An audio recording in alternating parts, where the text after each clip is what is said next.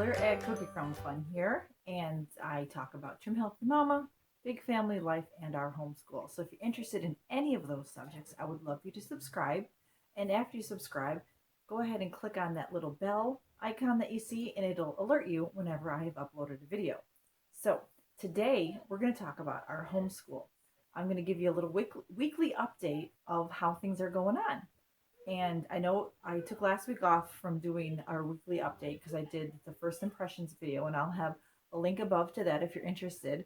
It was a collab started by Trisha at This Life of Ours, and it was really interesting. I'm really glad that I joined that because everybody did a different thing, and we gave our first impressions of something new that we implemented into our homeschool, and it's given me some ideas of new things, not new things to do, but new videos to make, all right? Because there's lots of things that we did new this year that I think I'm going to make more videos on, like every, because what we're doing is a 6 week on, 1 week off school year. So I guess you would say every 12 weeks would be a quarter. So I think that after our second break, I should make a video as to how the quarter went and how our new things that we've implemented into our homeschool are going, right? So, but for today, I'm going to go ahead and share with you what we've been doing. I have a stack of things right here that I want to show you. Let's see, the last time I shared with you, I talked about our history and our spelling and different things. And I'll have a link above to my last update video. And in that video, I talked about the problems I was having with spelling power. Now, I wasn't having problems with the curriculum itself. I was having problems with figuring out how to give the tests and the test to give out the new words to my children each day, because I would spend probably 2 or 3 hours giving the test and then going through the words, because sometimes it would be 45 minutes before my child had 8 words wrong for some of them, I give a word, there's interruptions. It's not the only thing that I'm doing. That's why it's taking 45 minutes, okay? You understand. Whether you homeschool 1 kid, 2 kids, or 20 kids, you understand that there's going to be interruptions. There's all sorts of interruptions, and that's what happens while we give out the spelling power. It makes it last longer. So, my awesome friend Shalise said, why don't you just give 1 kid each day do their test? And I'm like, why didn't I think of that? And I'm thinking, why didn't I think of that? Why did I not think of doing it once a day? So, that was Wednesday. I think she told me like Thursday or Friday that week. And anyway, it's been a week since I've done that. Okay. So I started on Friday and I picked 1 child and I gave the test to him. And then on Monday, I did the next child, and I did on my planner. I'll get my page out so that you can see it. I wrote the initial of each boy, because I have 5 boys doing spelling power, and each boy would get a day. All right, so what I did on my planner is like for the initials for each kid. You can't see it under there. There it is over there. Okay. All right, so Jameson has the 2 J's, so he got it on Mondays, and then Jackson would be Tuesdays, Carter is Wednesdays, Quinn is Thursdays, and then Kendall, I started him on Fridays. Worked out really good, except one thing. We took school off on Friday and had a field trip and went to apple picking, apple farms, picked pumpkins, all that sort of thing, 2-hour drive, took all day. So that messed up that. It's going to work out every other week, I'm sure. But I really am so glad because it worked out just fine. And then Wednesday I did a couple of kids, and then Thursday a couple of kids, and then Friday we caught back up again. So that was awesome. I just realized I had my answers right here. Okay, never mind. There's a rabbit trail. I always do this, but I didn't think I did it this week. I wrote down the answers to the quizzes and the tests for Mystery of History on these little Post-its that I got at the Dollar Tree, and then I leave them on the planner on Friday so I don't have to, because the answers are in the back and I have to flip back and forth, So I write down the answers, and I didn't think I did this because I didn't get my planner out. I saved myself. Oh my word. Anyway, okay, total rabbit trail there. So that's what I did. I did that, and it's working. Thank you, Shalise. Okay, so that spelling power problem has been solved, and as long as I continue being faithful to it and we don't mess it up too much. Like with that day where we had the field trip, Jackson didn't get his test, but you can do it the next day. And it's not going to be like that all the time. We're not going to have days off all the time. So that worked out really good. Let's see. That was that for spelling power. So that was a huge help just alone. Just that alone was a huge help. And then my two boys that are doing the Penguin lap books are finished with these. All right. So be on the lookout for a review on this. I will have a link below to this lap book by the paper maid, Deborah. She gave me this lap book so that I could do it with my children and then review it. And it's a great lap book. It was so much fun. My kids learned things about penguins that they didn't know. Right. So it's got like vocabulary words and different things in it, and comparisons, and a story to read, the life cycle, you label the penguins. So anyway, look for a review on that coming up in case you're interested in that. And you can take a look at that. But what I did, I used regular file folders, and it's much bigger because if you watch her video, she puts it together. It's smaller. I just used the file folders that we have. And of course I made the colors so it was more fun for them. But that's what we did. And then the very last thing was a penguin craft. His little feathers got a little curled there, but I had that, and then I gave one also to my girls, right? They got to cut that out and make that. All right, so that was really good. And so spelling's good. History, oh my word, I could talk about this mystery of history all the time. For history, we use the mystery of history. All right, this is, it's a biblical, starts at creation and goes through resurrection in this volume 1 of the mystery of history. I just love it. I love it. This last week, we learned about 3 things in history. It was all Egyptian history. It was really neat. We learned about Ramses, all right? We learned about King Tut, and then we also learned about Imhotep the Fourth and Nefertiti.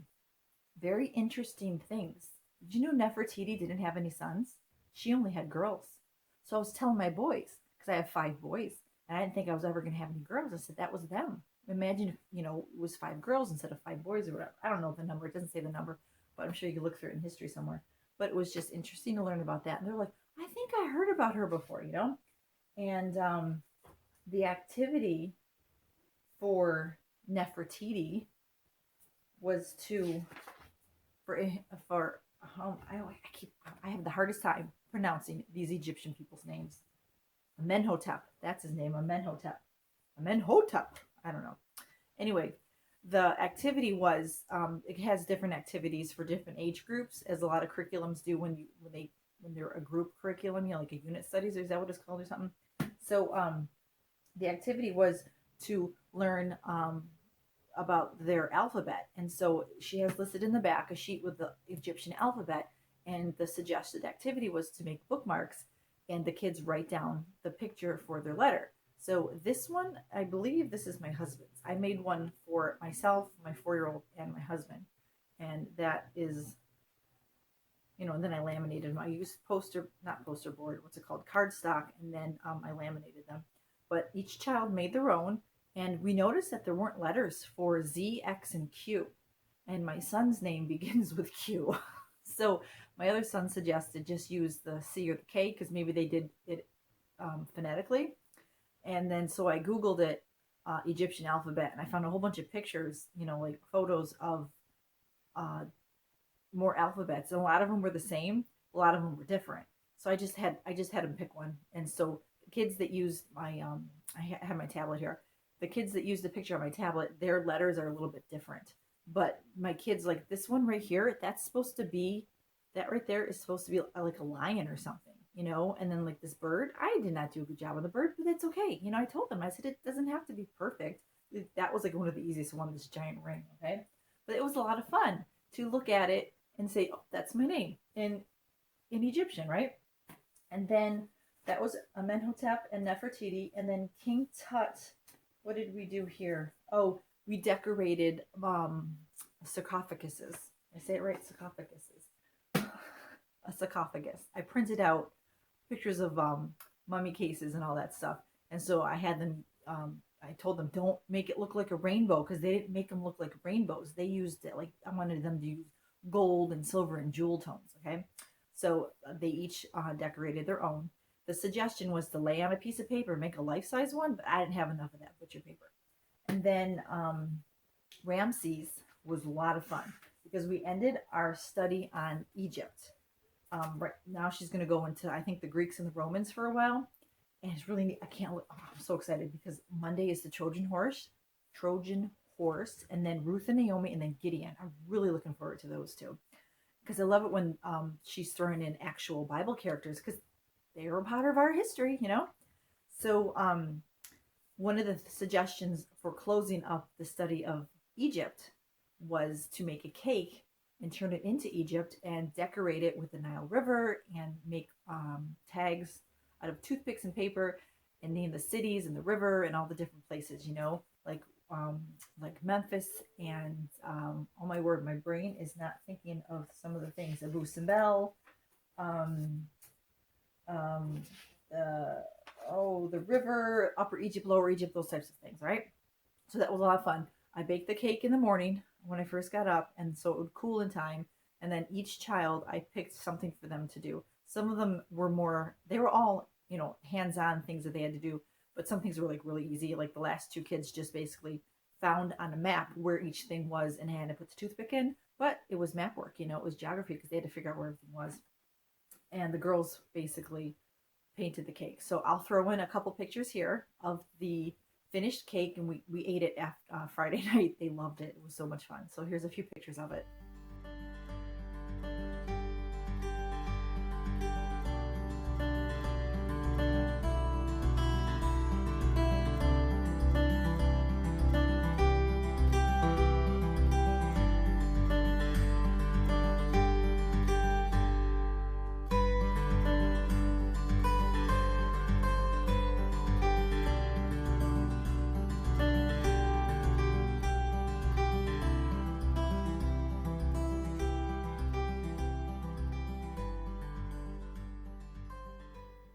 So they all had fun together making that. So it was a lot of fun. And then the other thing that we made were called a kingdom folder. We learned that the Egyptians were divided into 12 different kingdoms that they know of. You know, there was more, but they only know of 12. And so we got a piece of paper and we folded it all up to be this square, and we punched holes in it and we tied it because right now she chose four because those are the ones that we learned about, like some pharaoh during those times. There's Old Kingdom, Middle Kingdom, Early New Kingdom, and the later New Kingdom. And so then on the outside of it, we wrote the names of each kingdom, and then on the inside, we wrote the dates. And older kids, you're allowed to write information, any little facts about it, but you get some ribbon. We just use string, and you put it through the holes and you tie it shut like this. But when you untie it, it looks like little pyramids. All right, let's hope I do this without it all coming apart. See, it all stands up, you know, because the way it's folded like that. It reminded me of one of those like magic fortune teller things that we did as kids. I remember doing those, you know, pick a number, you do two, and you open it up two, and then you lift a fortune. Remember those? Do kids still do those? I remember, oh, so many times we've made those. But, you know, you write the dates on the inside. So it was really neat. I made one along with them so that they can see how to do it. So that was a lot of fun. And then this got taped onto another piece of paper, and it's in their folders. So that was a lot of fun. And I just, like I said, I can talk about this history now forever because I'm learning so much stuff. Last week, Saturday, I was at a ladies' conference, and I was talking to another lady about it. And I just kept talking and talking. And I realized I'm talking way too much about this. She probably doesn't really care. But I was so fascinated with all the stuff that I'm learning. My 7-year-old is doing really good with all of her schoolwork. I moved her on into her paces because she's reading so well. So she's doing good with that.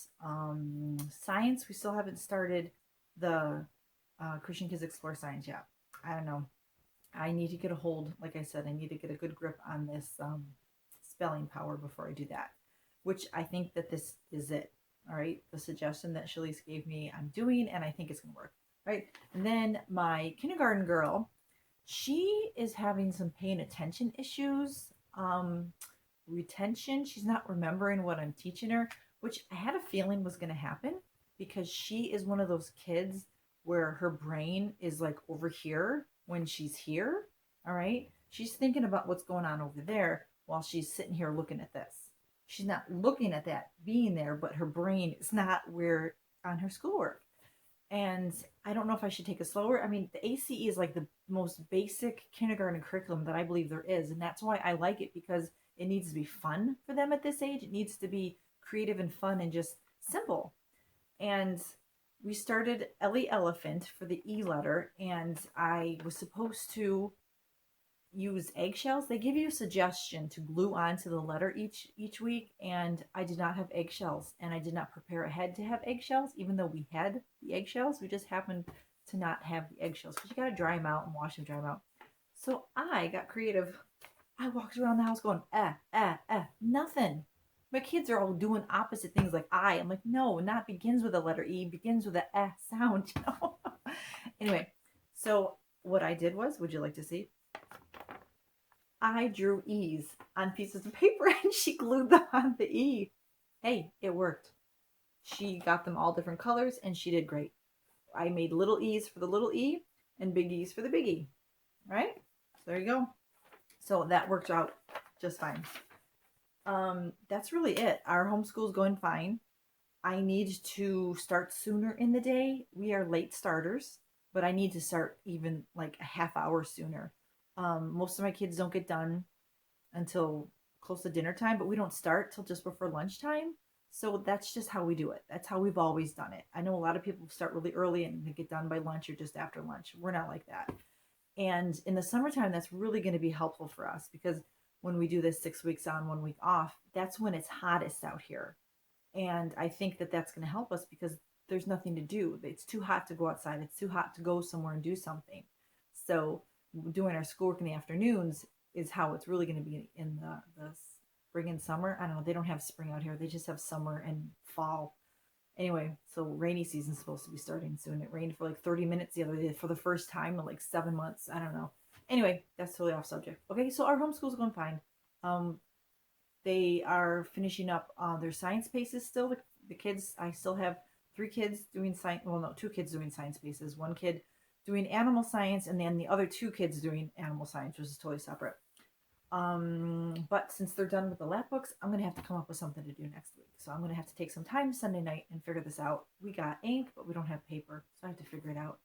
Now we need paper. So I have to get some, but you don't need to know that. It's my shopping list. So that's our homeschool update. Things are going fine, and I'm loving our history, and I got into a new system for our spelling, which is going to work out great.